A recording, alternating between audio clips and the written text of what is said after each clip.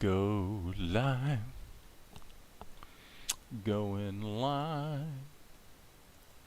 We're going live on what is it, Tuesday night? Tuesday, September 27th, 2022. And it's a beautiful evening, isn't it? Getting kind of chilly, though. The weather's getting chilly. Well, I'm getting back to work on my storyboard, so as you can see, the show, we got this shot done the other night, and then we put in the shot to close it out, and then we got an establishing shot back into the palace situation, and that's where we are at. So, as I covered in the brief video that I posted today, we are working with Golek, and I have my tasty beverage, which is spiced rum. One shot of spiced rum. Hits the spot on a Tuesday evening. So, let's rock and roll. We got to get this storyboard happening. So on my other screen, I am going to pop up the script. So this is what I'm looking at, and that way we can rock and roll on this thing. Okay, so this is the of course, this is the character that is kind of new to this sequence, as I had mentioned in the brief video today. I took the character of Roger from American Dad, who's an alien, who has the voice of Paul Lind. And that's, to summarize it, I decided I was going to give this character, this eunuch that works in the castle, he's a slave basically, I was going to give him Roger's voice, and then I decided today, why not go ahead and,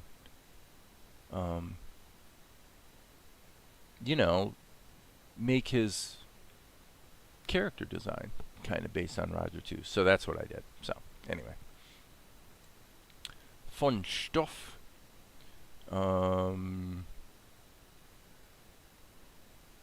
Just to be clear here, I'm looking at my YouTube settings real quick. And real quick. Oh, that's me talking on my other screen. Okay, so let's get busy. I guess at this point we're just focusing on storyboarding. That's what we're doing. We're figuring out what happens. So this character, whose name, by the way, is, he's got a ridiculous name. What did I call him? Saludikamabad. I may make his name even longer, actually. Saludikamabad. I just made it up. He comes over here, scurries over, takes a look at the bed, and I'm not happy with this pose. So I'm going to go ahead and do some tweaks to that, just because it seems like a fun thing to do, to dial this pose in. And this is kind of interesting. It's good practice to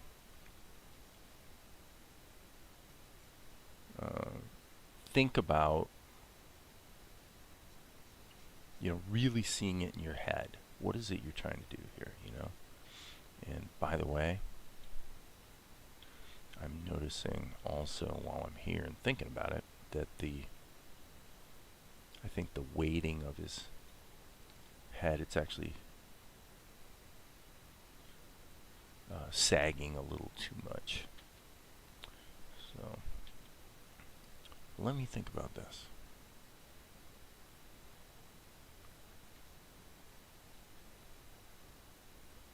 I think I'll put in a dummy layer here.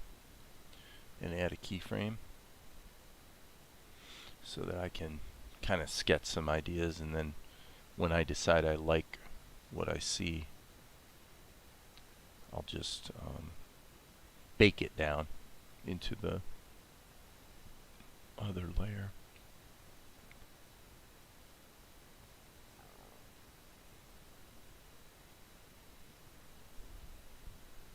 So what I'm wanting to, the part of the problem here is that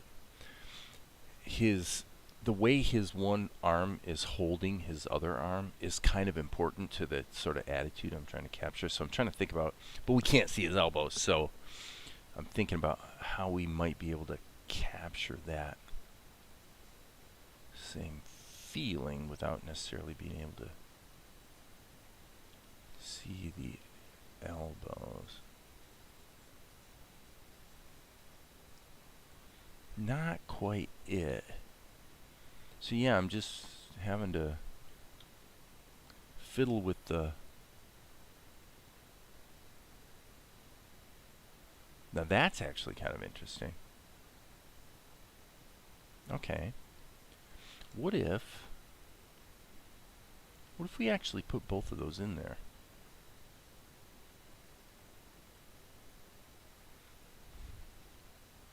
So we'll go to the character layer. So he's coming over here, and then I just put in the blink and this motion here, but that's really not necessary. So these two frames could be deleted in favor of, let's just leave the ones in that, because it's a storyboard, you know, leave the ones in that actually convey what we're trying to convey attitudinally.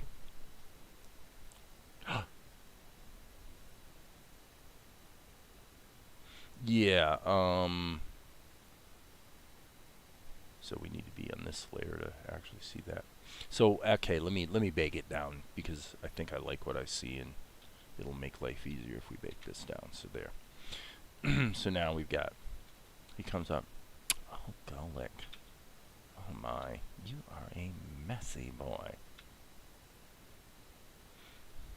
Okay, so then this frame is essentially redundant.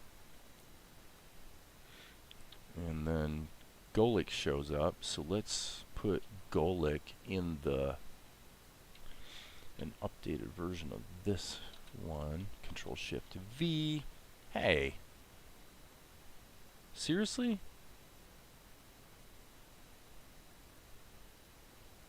Okay, I gotta hit undo here a couple times. What in the world? Oh, I had Golic baked into the background. Okay.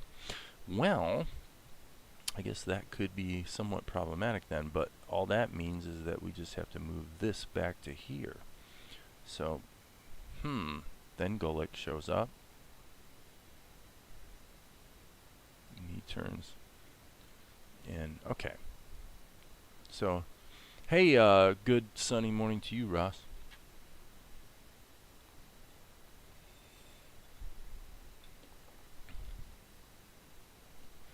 So, flit with the duster.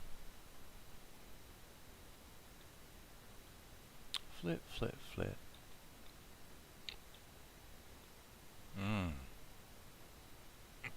Okay, this I want to edit. I'm gonna spend a little more time with this, because the attitude of the body language is just really important to what I'm trying to do with this character. It really is.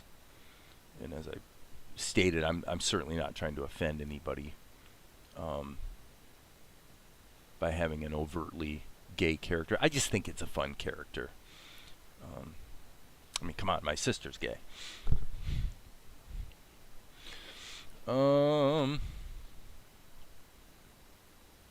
Yeah, I mean, that's kind of more what I'm after.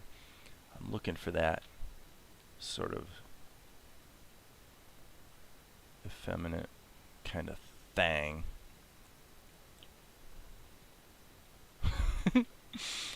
Okay. So, I think that gets us... I think that I've done an okay job with this guy. getting the basic feeling of it where we want it to be, and then and now we can actually start interacting with the script.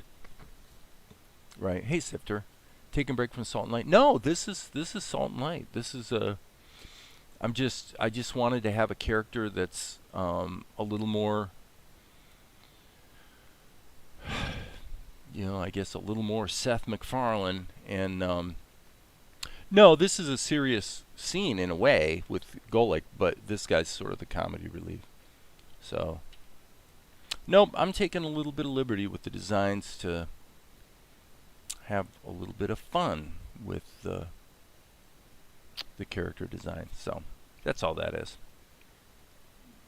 And this is the storyboard for the next sequence, because I storyboarded the whole sequence with the kids, and it went well and it went quick. So I thought, well, okay, this next sequence of the script that involves Golic, which I knew I wanted to make it a little lighter by introducing this other character. And so I went ahead and scripted that. So that's what this is. So this is what happens. I mean, for those who are curious. Lord Golic, back so soon. Oh, how was the wedding? I'm sure it was just marvelous to see the young prince. Enough with your incessant prattle. You know it was a debacle. Well, somebody's got their tights in a tizzy besides Lady Carliana. Golic grimaces, annoyed. The servant starts dusting a vase and sort of whistling to himself. Well, I may have been a tad harsh. It's been a trying day. And the servant's like, oh, I bet. Tell me, what did you mean by that last remark?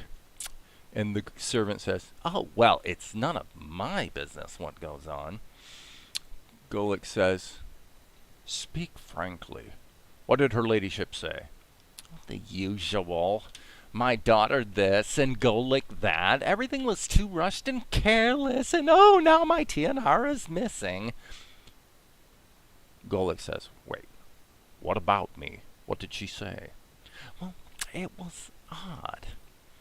Something about not being able to trust. Yes. Go on. Trust her cousin. Okay, so now this is interesting because what I'm trying to get across here is, and I guess it may betray a weakness in the script if I feel like I need to explain it, but I'm explaining because you guys are here and I'm just trying to tell you what the hell is going on. Okay. The idea is that the idea of the scene is to establish that Carliana is definitely in a foul frame of mind, which is totally understandable since her daughter has run off and the whole wedding thing went to pot. But the other thing I wanted to get across is that the staff in the palace, the slaves, they all know Golic's making a play for the throne.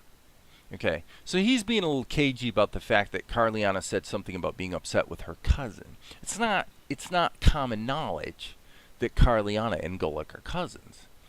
And Asher's the only character who's kind of put together what's going on here, that the whole quick, rushed marriage of Vespar and Tianara was actually a play on both Golic and Carliana's part to basically hand King Vespigi a bone, because this gives him access to the Northlands where Carliana has a lot of land. She's a wealthy merchant. Where the rain still falls, and it could represent an expansion of the territory in a positive way in light of the drought and all that's gone on in Nippur. Well, at the same time, it gives Carliana obviously a pathway to the throne, or at least for her daughter. But more importantly to Golic, it gives him a pathway to the throne. Now, a lot of things would have to happen in order for that to be a viable pathway. Okay? Like everybody in the line of succession would have to die. Okay, and which is obviously not very likely, but it's the best option available to Golik. So there's a lot of things that are kind of in process here that aren't going to be paid off in the story for kind of a while. But the thing I like about this aspect of the storyline is the fact that Golek is a slave as well. Yes, he's the right-hand man of the king. Yes, he's in a good position. He's in about as good a position as a slave ever gets to. But at the same time, he is still a slave. He's just the top of the slaves. He's at the top of the slave rank, if you will. And, he's an ambitious guy. He's an evil guy for sure in some ways. He's definitely not opposed to the occasional murder if it served his purposes. But yet, I like the idea that that character that's the villain, there's also an aspect of him that you can kind of have a little bit of sympathy for, in that he has spent his entire life in the position he's in, as a slave because he's had no choice. Now, he's maneuvered very well to get to the position he's in, but obviously Golek is pretty sure that if he was running the country, things would be in better shape than they are. So, let's do this. Let's insert a keyframe here as well.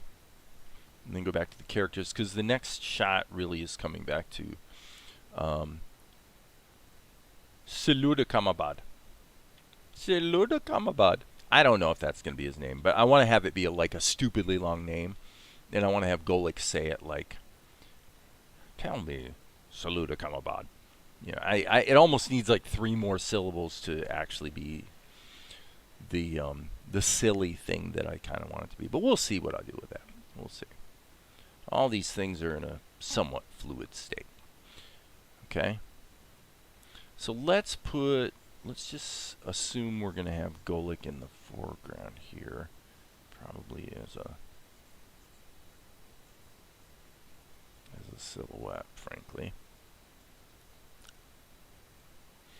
And we probably should consider, yes.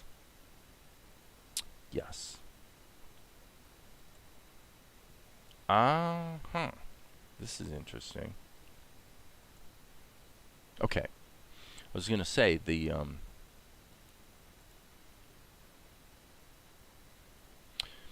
it looked like there was a disparity between the stack of layers and what we're seeing over here, but probably it's just because the background was not pinned to the timeline. So what we want to do is actually take this background right here and drag it over to here. This is what we want.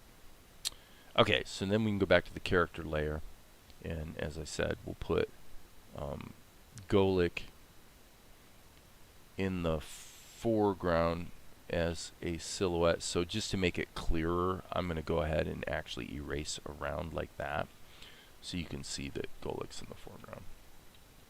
It's always kind of a little bit of a dilemma with storyboarding. Do you want to get into having multiple layers, or how far do you want to go with making it complex? Which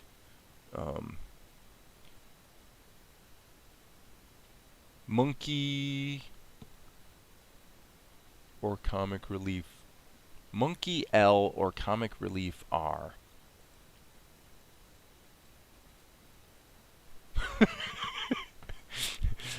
Ross, have you been drinking? I know I have been. That's funny. Yeah, I think, look, it's important. There's a lot of things. I mean, right now, I actually spent the day, well, you guys can see right here, actually. I'm rendering out the final, this is like the final render of episodes 1 and 2. And, just getting stuff ready for distribution. And I have to say, I watched episode 1 and 2. Well, I actually listened to them on my phone because I was a little concerned that the music, the score, was just a little too quiet. And actually listening to it on a phone, I was like, it's like sounds perfect to me. So if somebody had a different opinion, I'm certainly open to that. But basically, I think we're good. Um,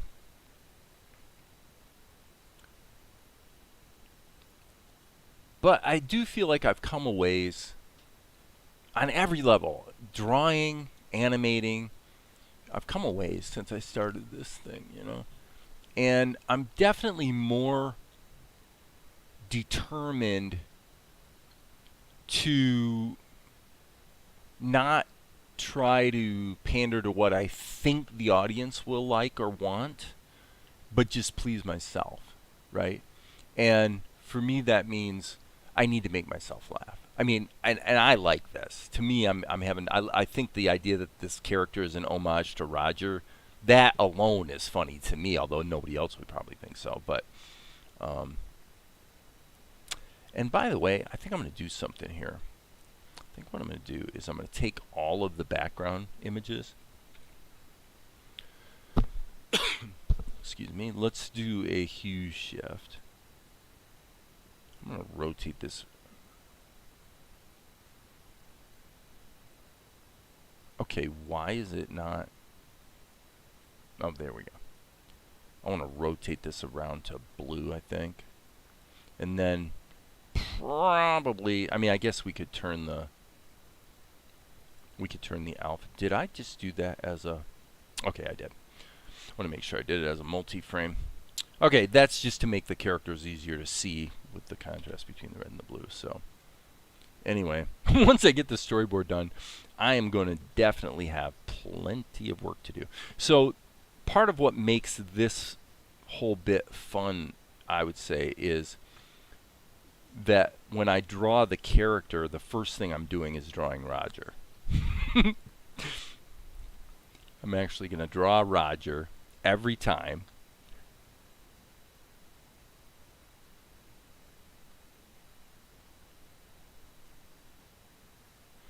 And then turn him into Saluda Kamabad.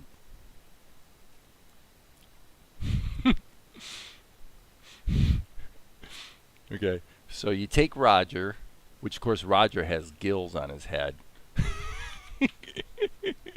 which this character doesn't, but then the recipe, as I showed in the video I posted today, is you turn Roger's big alien head into a turban. And then you give him a hook nose, a little mustache, and ears. See what I mean? I'm like entertaining myself. just drawing this guy. Okay, now having done that, I need to select him. It would probably be, this is what I was saying about layers, it would probably be smarter to just put Golik in the foreground, but whatever, we'll just go with it here. Okay, so this is kind of fun. If you look at him wobbling around like this, okay, so this is actually kind of getting funnier the more I think about it. Okay, if we put him here, he's really too big in the frame based on the prior frames. But that's okay, because if you look at this, the whole idea here was he's going to, essentially, he's got this almost egg-shaped body on these chicken legs, and he's going to go, to get from here to here, his feet are going to go, okay, he's going to scurry. He scurries. He doesn't, the people who have read Richard Williams' Animator Survival Kit, which is my copy is sitting over there, would appreciate, there's a thing in the book where Richard talks about walk cycles, and he talks about this guy, and he's just like me, where he's like trying not to sound like he's being disparaging of gay people or anything, but he tells this true story of where he saw a guy. Okay, so there's like a fence, and he sees a guy walking behind the fence, and it struck him as strange. He immediately thought the guy, he's thinking this guy is gay, and then he thought to himself, well, why would I think that? What is it about this guy's walk that would make me think that, you know. And what he found out was he actually stopped his car and ran a couple blocks to be able to get a closer look at this guy, because he saw the guy walking behind a wall. And when the guy emerged on the other side of the wall, he was able to watch the guy walk for a little bit. And what he found, what it was that tipped him off, was that the guy's head didn't bounce. He walked like a girl, where his feet were closer together, and he didn't do this when he walked. He just kind of went like this, you know, kind of steady. And apparently for Richard Williams, that tipped him off to associate that with being gay. Now, he didn't know that the guy was gay. He just knew that the guy had what he considered to be an effeminate walk. So, anyway, for me, the idea of this guy who obviously is carrying most of his weight above his butt, to me, I thought it was kind of funny, the idea that he would walk that way. You know, he scurries. You can almost hear the sound effects, like a little, what do they call it? It's not a, it could be a xylophone, you know, right? When he walks, you know, I'm just thinking, just ideas here. But for sure here, I love this. I mean, if you look closely at this guy, I don't know if you guys see the humor in this that I do, but to me, the way he's looking, the way he's kind of tilted like this, and it's, I'm seeing, there was a guy, the guy I'm thinking of is, there was a character also on, I don't know if it was Saturday Night Live or something, but maybe one of you guys remember this, but there was a character, I think it was on Saturday Night Live, and the shtick for the character was that over and over he would say, well, would you look at that? Okay? So no matter what was going on, he'd go, well, would you look at that? Would you look at that? And I've known people like that who, you know, everything they say, they precede it with some little, you know, prefix like, well, would you look at that? I think that's what the guy said. But I was kind of seeing that guy because that guy, it's probably hard to show here on the webcam, but he would stand like this, like his hands would be back like this, right? And that was just the guy's shtick, and it was a wonderful character. It really was. So I was trying to capture that. So when he turns here, that's what that is. It's like the belly's popping out, but yet he's got the arms back, you know, and the feet both pointing in different directions. So this is all very intentional, just for the record. You know, this isn't just scribbling. This is really intentional. And so I'm seeing this guy having some kind of a bit of a skirt, right? Because this is the ancient Near East. But then for those of you who know Mad Magazine, I'm kind of seeing these Don Martin. I don't think we'll put the little stubbles, but you could. I mean, you actually could. But basically, I'm seeing Don Martin legs. I'm not seeing Don Martin feet. If you were going to do Don Martin feet, you'd have feet that were like this, wearing sneakers, like that. So you guys, I'll bet you at least one person watching is familiar with Don Martin. Don Martin was one of the just, you know, legendary Mad Magazine guys that always did the Mad Magazine fold out and stuff like that. So anyway, I'm just kind of giving the backstory that I guess the point is that there's probably more thought into this little storyboard than you might think. I know Don Martin, Sifter, everybody, Don Martin, look it up, Google it, Don Martin feet or Don Martin shoes, and you'll see what I'm talking about. The guy's name was Don Martin, and he was just a legend of in the Mad Magazine world for years, and he died not that long ago, I think. So anyway, so this guy, he's gonna, you know, you see how he's still got the elbows back like this, and the hands would be kind of like that. They'd be kind of flat against his back. I don't know why I find that funny, but I just think it's a neat characterization. So I'm gonna stick to it. But and then there's probably some scale issues here because really his legs are too short in that drawing. So, you Yeah, so honestly, really this guy should be probably slightly smaller now that I'm looking at it, and then he should be up a little bit higher. And then you can kind of see the idea of his. I'll put the anchor point in the small of his back, so you can kind of see this is kind of how this guy would move, you know. And then he leans forward, and oh my gosh, golly. So this is not a great pose, obviously, but it's the idea of going from this to this is what makes that work for me, right? And then Golik shows up, and now we're into the scene. So anyway, I just wanted to share that because I think it's kind of fun. Okay, so Saluda Kamabad, whose name is probably going to have even more syllables added to it, says, okay, now this is interesting. This is really going to be kind of fun. So what I'm thinking about here is the body language. Like, what would he do?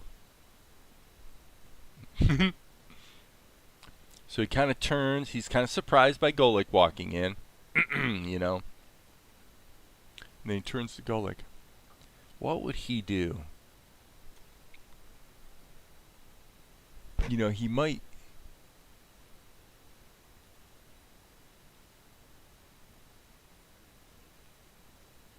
Gosh, man, I'm seeing a lot of possibilities here with this character.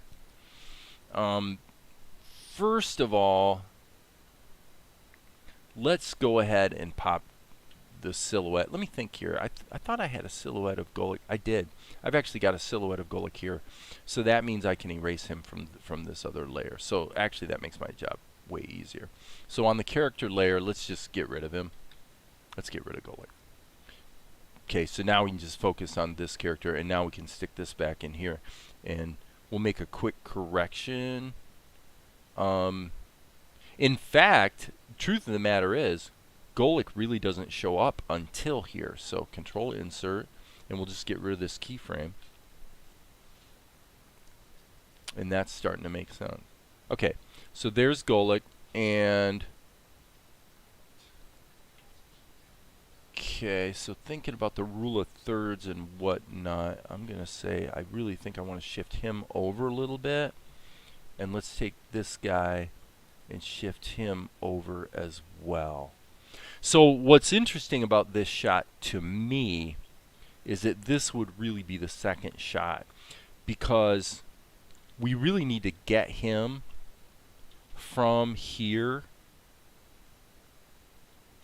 from this position to here. So you can see he's moved quite a bit.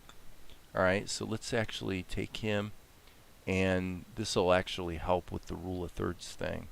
So if we go from here to here, I'm sorry, from here to here, in these close-ups, he doesn't really move.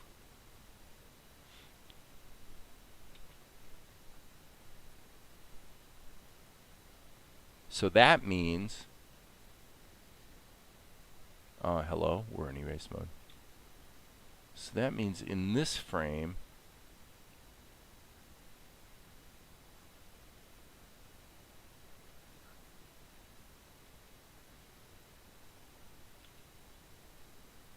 okay, hold on a second. So looking at the bed, I think we have a, yeah, we've got a problem here. This might be a dyslexia moment because we actually flip things.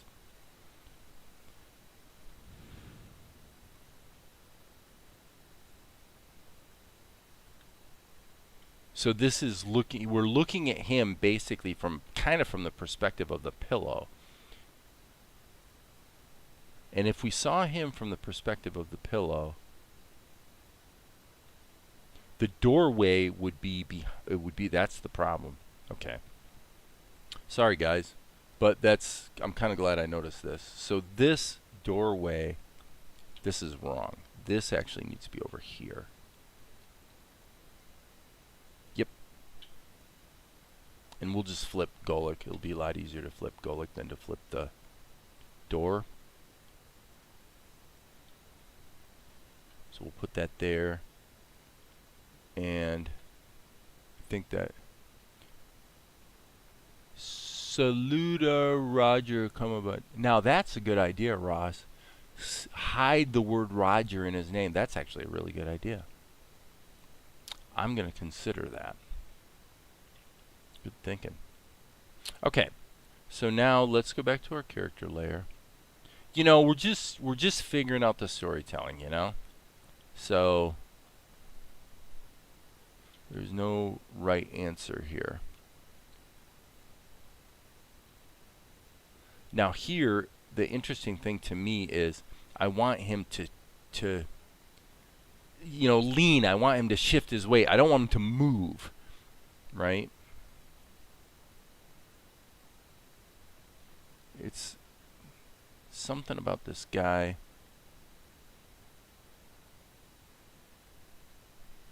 Not moving too much. Right? So he's anchored on his feet. His feet aren't moving. Oh, golly. You are a messy Marvin. Okay. So again, here.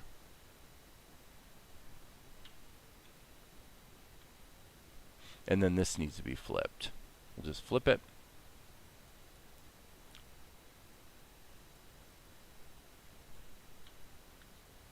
Yeah, that works.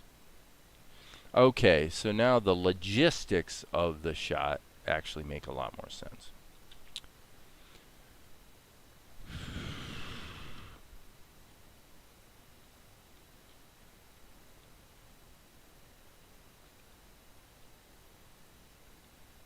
Yep. Okay, so we're gonna. So we're flipping to the other side, and I want to kind of redo this.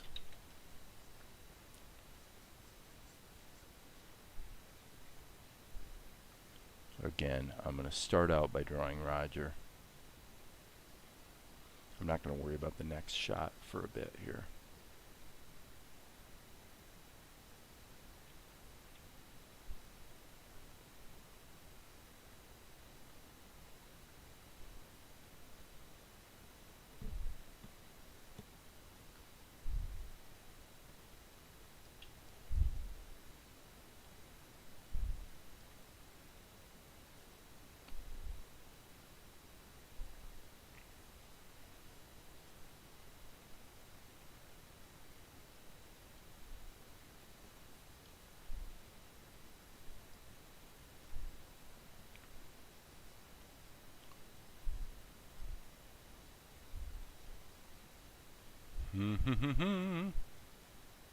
I like it very much. I have to say, this is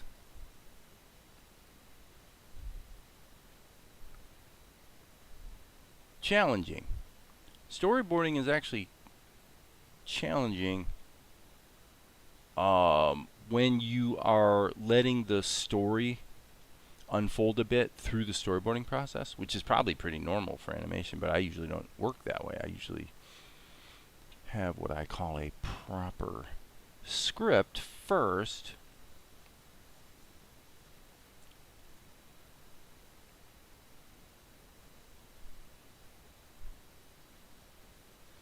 And in this case, I am allowing the creative juices to flow through the storyboarding process.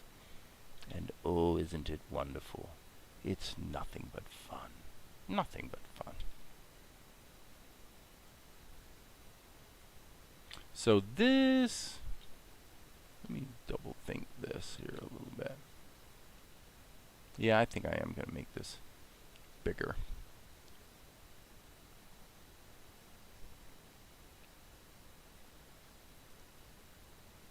And this doesn't work. This Okay, so let's just draw this leg out so that we see the little chicken leg. Okay, so the other leg would be like this or something. Almost like it's like a dancer's pirouette or something. Okay, so now that's wrong. Actually, I should reverse this because what he would do is he would he would twist, he would leave his feet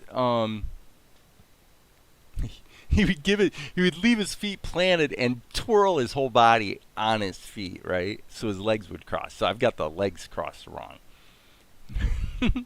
Yeah, Sifter, that's right. So it would be more like this. Yes, the first two episodes I wrote full screenplays for, and I started writing the screenplay on episode 3. And I think I was partly inspired by uh, the the the fiction writing that Valerie's been doing, because she's I really like what she's writing, and yet she's really just tuning into, she's letting the stories unfold organically. And considering that she's on her 8th novel now, I'm like, holy crap.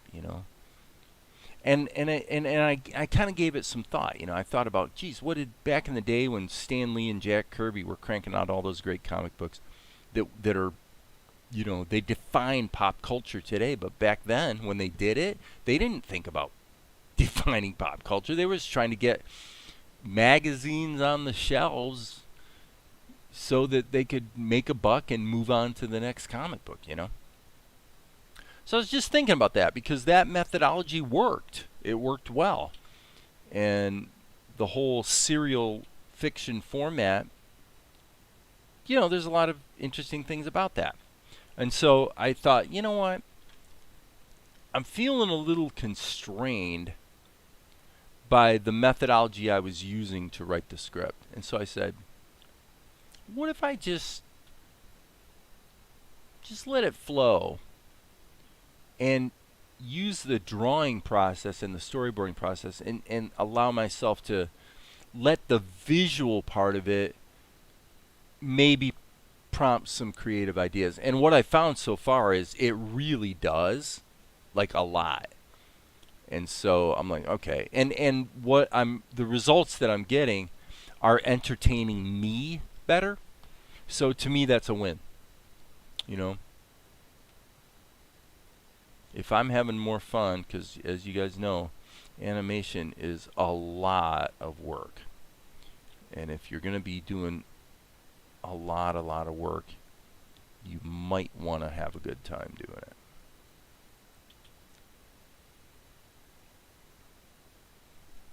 Okay. Now let's go back here. Okay, so this whole bit is too small, obviously.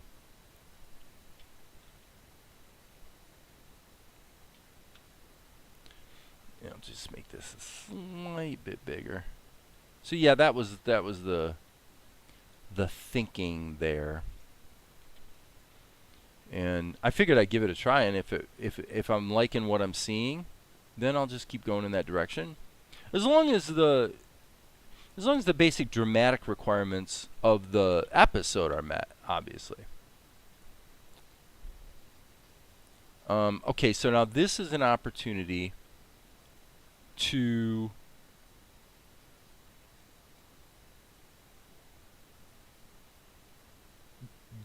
show the body language that I wasn't able to show in the other shot because his arm was obviously hanging below the bottom of the screen.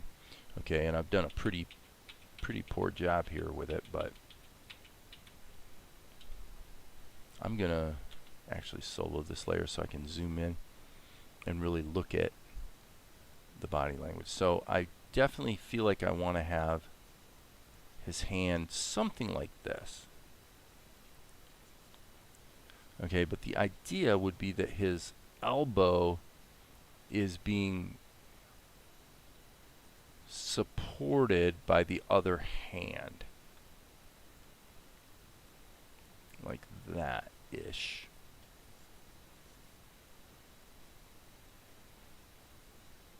So his arms are kind of tight in, I think.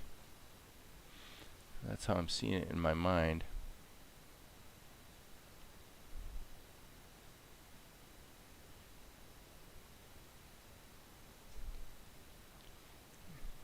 I mean, I could totally see that this guy's one of those guys that has like double jointed thumbs at this joint. It's really weird. I mean, why would there be so much about a character that that seems to relate to things like that? I don't know. It's just kind of weird. It is kind of weird. But there it is, friends. Hey, Maria. Only just got home from work. Glad to come home and join the stream. Nice. Whoops. Nice, nice, nice. Okay. Okay, and I mean, you could definitely have some fun with the way his little skirt dances around as well.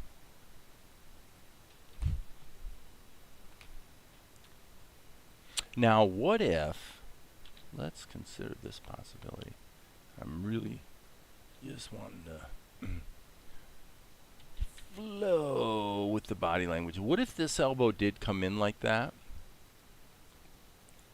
but instead of the other arm being there,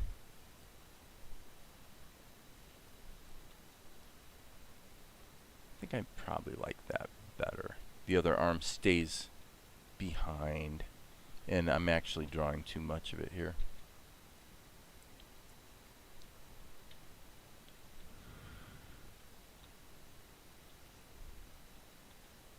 Okay, so this would be kind of interesting. There's his knee.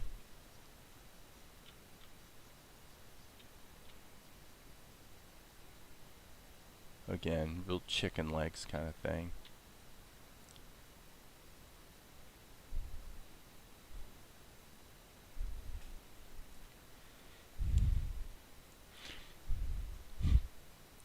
You almost see his hand. No, that doesn't really work. You can't. It's not clear enough. And this is too rotund. So let me do a little flipping.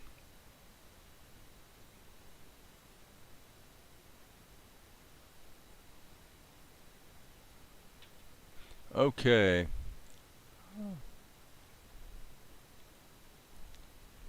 I'm going to have his mouth open on this to say, this is where he says, Lord Golek. He says, back so soon. Oh, how was the wedding?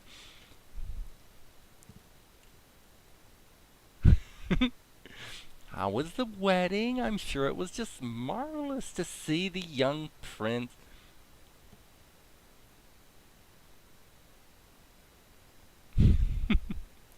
And then, of course, he doesn't finish his sentence because Golek's like, enough with your incessant prattle. You know it was a debacle.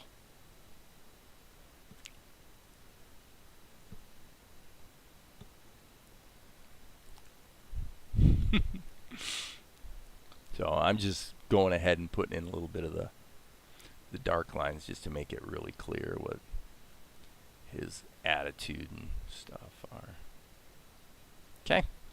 Well, I guess I might as well finish his nose while I'm here. I really like this character. This is cool. All right.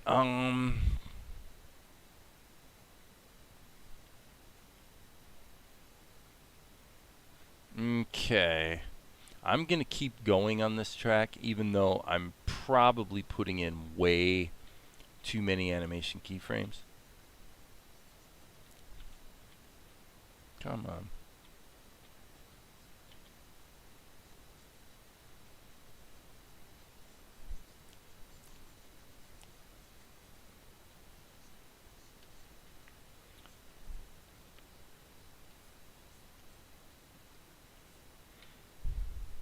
Okay, we got one drawing too many.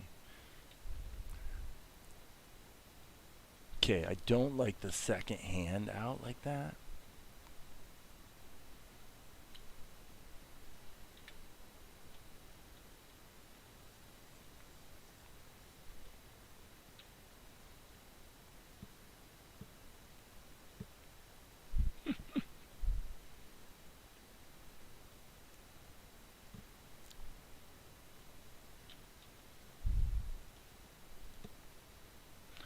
Phew.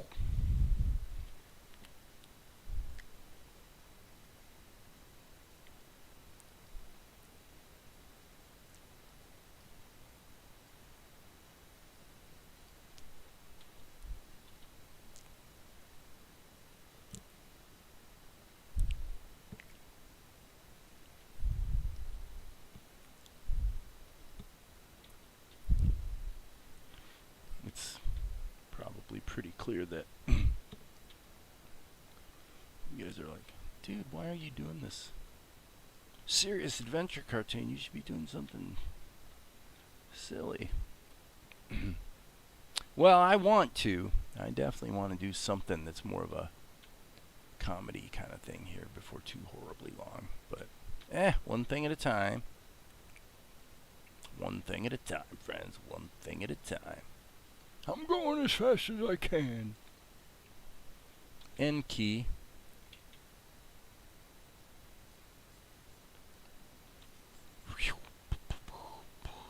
He's got like these billowing sleeves, which of course are totally ridiculous. Don't make any sense.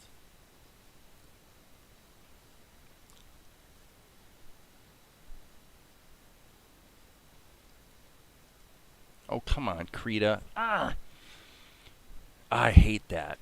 I hate it when when the software interrupts you. Urgh, I hate that. You know, misses a hotkey, or in this case, the middle mouse button quits working. You have to grab the attention of some other program and then click back to Krita, and then it wakes back up. Makes me go grr.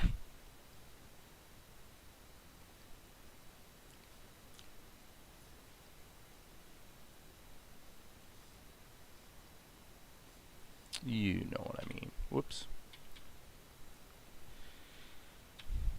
Get the idea? You guys get the idea.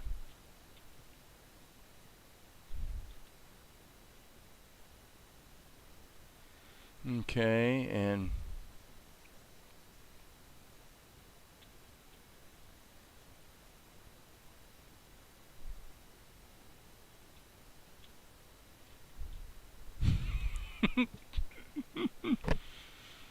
now I don't know if you're storyboarding or actually animating. Well, I'm just having fun, dude.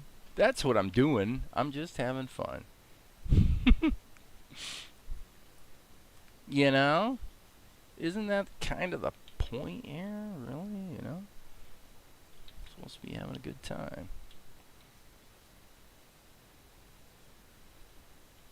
Well, and plus I was talking the other day about vis-a-vis really Ross's question about a comic book or a graphic novel, and I was talking about maybe saying, well, what if we took and actually said, okay, we start with this storyboard, and now we go ahead and create these finished frames, but we don't animate it. We just find the best pose for the particular moment in the show, and then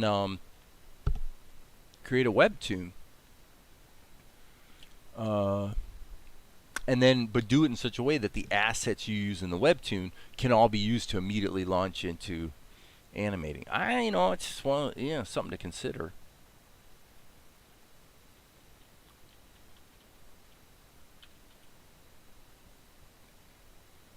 The thing I know for sure is I'm happy with the way this character's coming together.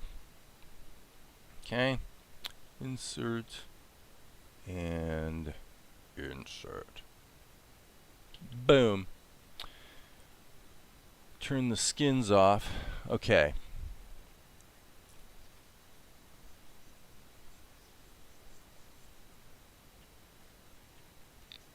Okay.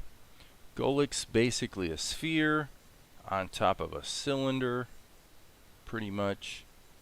with a little bit of a jut out there for his cheekbones.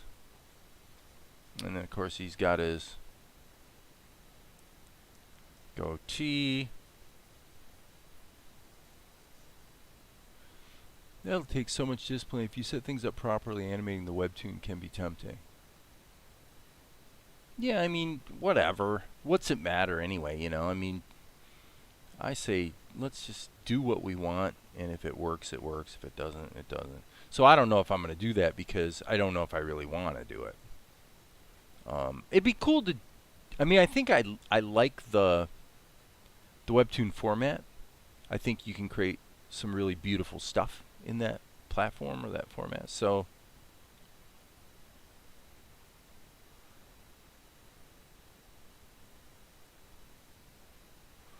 what? Why not? I mean, you know, we'll see.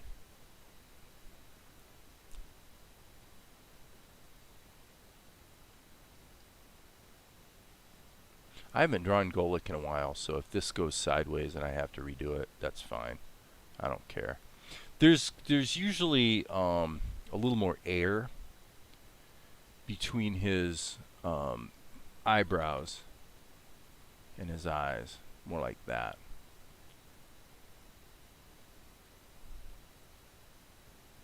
And then his eyes are a little on the squinty side, so I'm going to redo these. Yeah, that looks better. That looks better.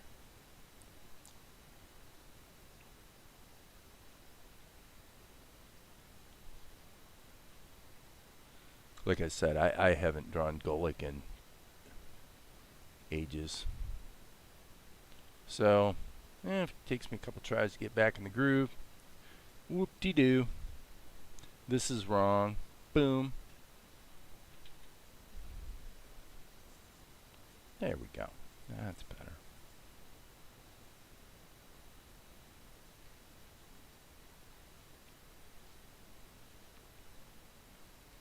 That's starting to look like Golik.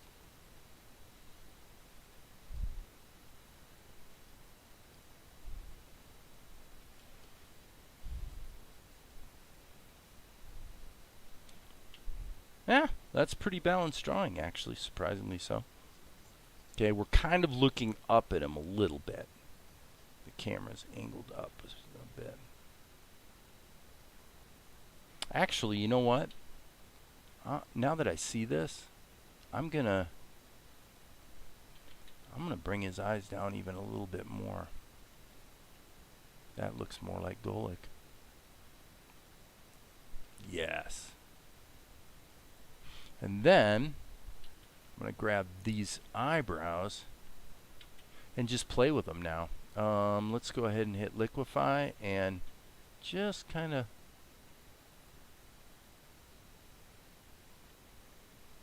feel what we might want to do. There's no right answer, friends. There's just stuff you try and, whoops, sometimes it works and sometimes it doesn't. I'll flip that back around again.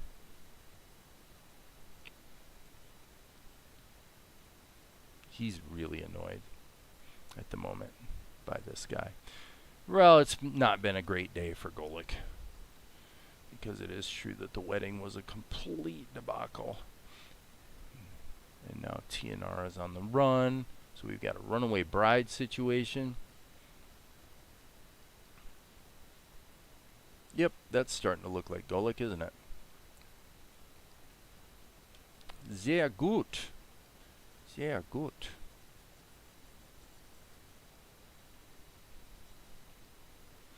Alright, and this, I want to make his mouth pretty wide. Give him a little bit more aggressive jawline. Okay, he's got his little bald head. And then he always wears his big regal collar thingy. Okay, so the only thing that's kind of bugging me here, I'm covering this up with my hand right now. I think I can do better. So I'm going to just boop, Start erasing things. So what I'm looking for right now is I'm basically saying, okay, does it feel like Golik now? If it doesn't, then what's wrong? Let's fix that. If it does, then okay, let's continue forward and keep going until something goes wrong.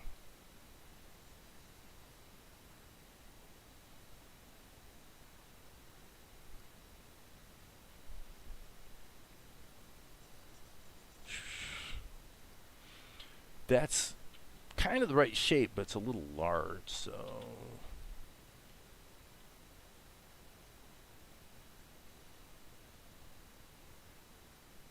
probably good. Okay.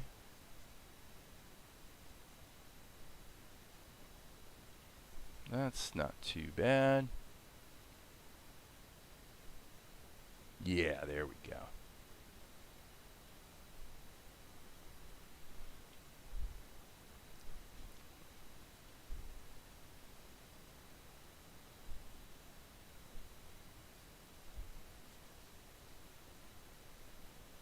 The thing that makes Golik look like Golik has to do with the distance between things, like the distance of his eyebrows away from his eyes, so that there's always enough room to actually put bags on top of his eyes, not just under them.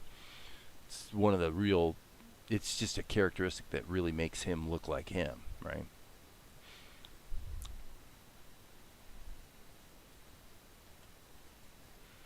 Okay, not too shabby here, friends. Let's save our work. Hit the N key. All right. So, flit, flit, flit, dust, dust, dust. Oh, let's just do our dusting and make it look beautiful for Golik. Oh, it looks pretty good. Ooh, the bed does not look good. Oh, Golik. Oh my, you are one messy boy. Huh? Lord Golik, back so soon. And oh, how was the wedding? I'm sure it was just marvelous to see the young prince. Yeah. Enough with your incessant prattle. You know it was a debacle. Okay. I'm gonna say I'm probably gonna stop here pretty soon. Yeah, I mean, I didn't intend to go too super long tonight, but what I think I want to do here is go back. Okay, look at the framing here.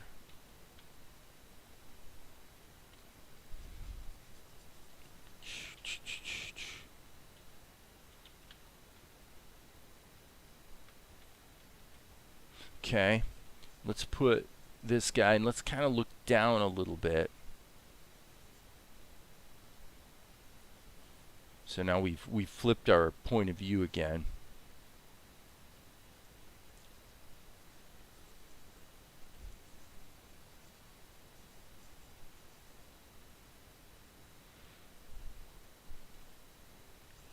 Golik's putting his arms out.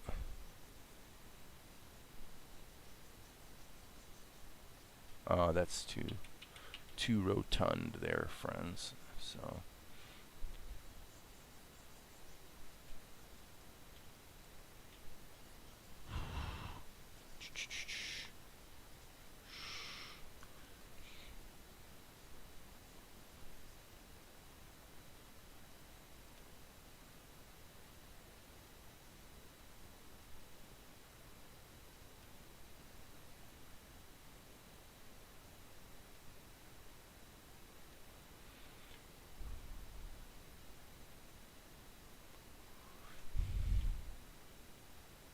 okay, so did I do the same thing again? We flipped this. Yeah, I did. I did the same thing again. I'm just going to say it's a dyslexia moment because, well, to be fair, probably Golik should just be reversed here. Technically, you wouldn't have to, but really he should be facing this. He should be coming in from this way. So let's Control C that. Yeah. And so when we switch to this shot, as I say, total dyslexia moment. This is flipped. So he really belongs like there. If you, in other words, if you flip the camera around, Golik's going to be on the right. Right.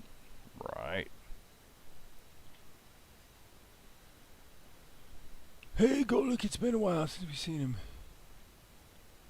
Is there a webtoon I'm currently following? No, not really. I mean, I've just glanced at them really. I'm impressed with what I see though. As a storytelling medium, I think it's a pretty powerful platform. It's more efficient for artists. Like for me to create a webtoon would be way more efficient than creating an anime. So there's that to consider. But the quality of the art on a lot of them is really, really impressive. You know, really good stuff.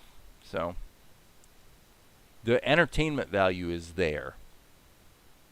You know, as far as I can see. So that's my opinion.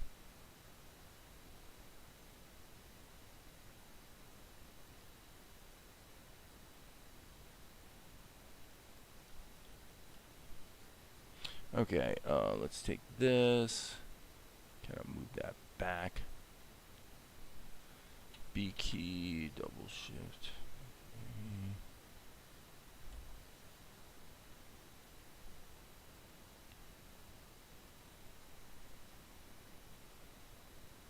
And I actually do think I need to wrap up shortly because my sense of storytelling is starting to fail me. I need to basically take a break and let my brain recharge because I'm not sure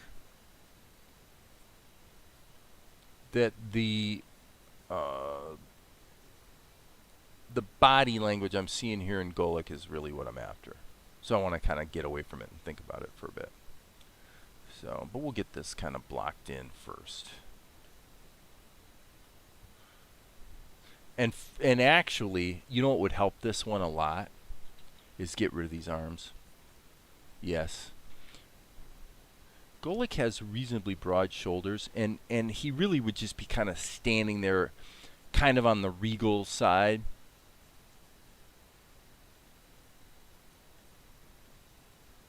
With a bad attitude, you know? So I think that maybe looks better. This guy, he's got his turban, of course.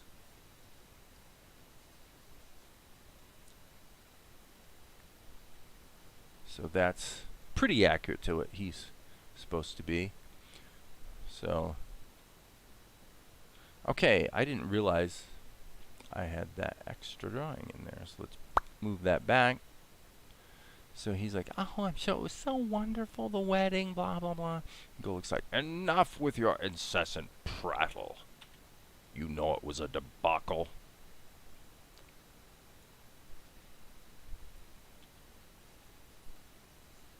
Okay, hold on a second here.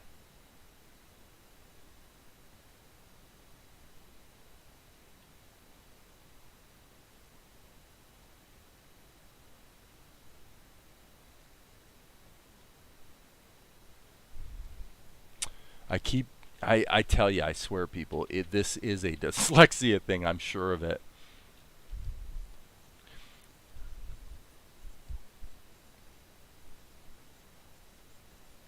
I just keep flipping things. Yeah, I agree, Maria. That's how I read it too.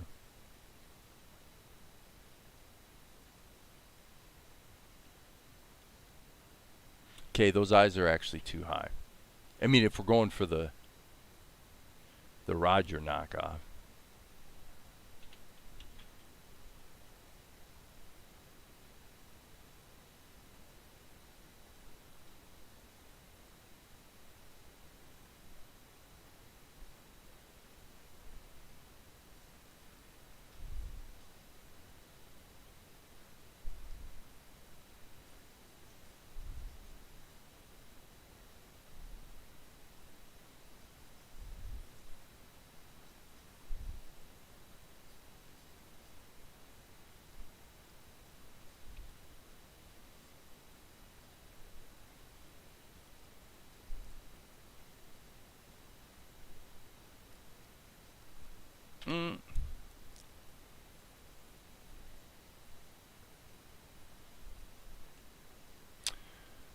Okay. Is yours too big? B key. Okay.